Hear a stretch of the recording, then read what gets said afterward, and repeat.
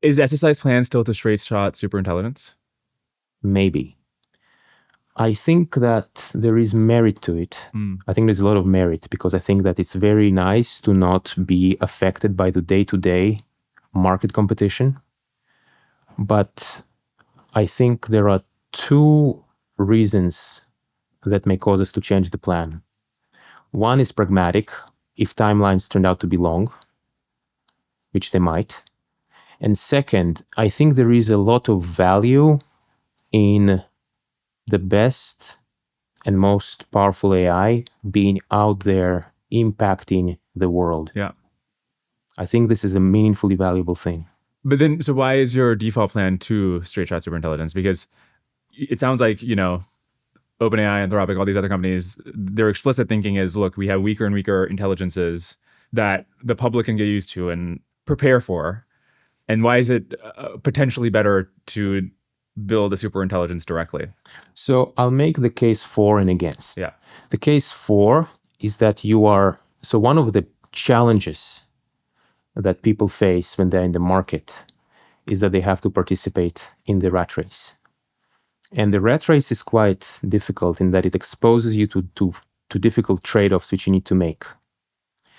And it is nice to say, we'll insulate ourselves from all this and just focus on the research and come out only when we are ready and not before. But the counterpoint is valid too. And those are opposing forces. The counterpoint is, hey, it is useful for the world to see powerful AI.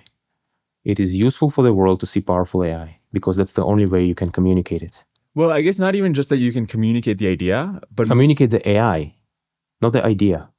Communicate the AI. What do you mean communicate the AI? So let's suppose you read an essay about AI. Yeah. And the essay says AI is going to be this, and AI is going to be that, and it's going to be this. Yeah. And you read it and you say, okay, this is an interesting essay. Right. Now suppose you see an AI doing this, an AI doing that. It is incomparable. Like basically, I think that there is a big benefit from AI being in the public. And that would be a reason for us to not be quite straight shot. Yeah.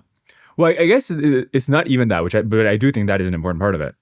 The other big thing is I can't think of another discipline in human engineering and research where the end artifact was made safer mostly through just thinking about how to make it safe, as opposed to why are airplane crashes per mile so much lower today than they were decades ago? Why is it so much harder to find a bug in Linux than it would have been decades ago? And I think it's mostly because these systems were deployed to the world. You noticed failures. Those failures were corrected, and the systems became more robust. And I'm not sure why AGI and superhuman intelligence would be any different, especially given, and I hope we can talk, we're going to get to this. It seems like the harms of superintelligence are not just about like having some malevolent paperclipper out there, but it's just like, this is a really powerful thing and we don't even know how to conceptualize how people will interact with it, what people will do with it. And having gradual access to it seems like a better way to maybe spread out the impact of it and to help people prepare for it. Well, I think on this point, even in the straight shot scenario, you would still do a gradual release of it. Is how I would imagine it. The gradualism would be an inherent component of any plan. It's just a question of what is the first thing that you get out of the door. If you enjoyed this clip, you can watch the full episode here and subscribe for more clips. Thanks.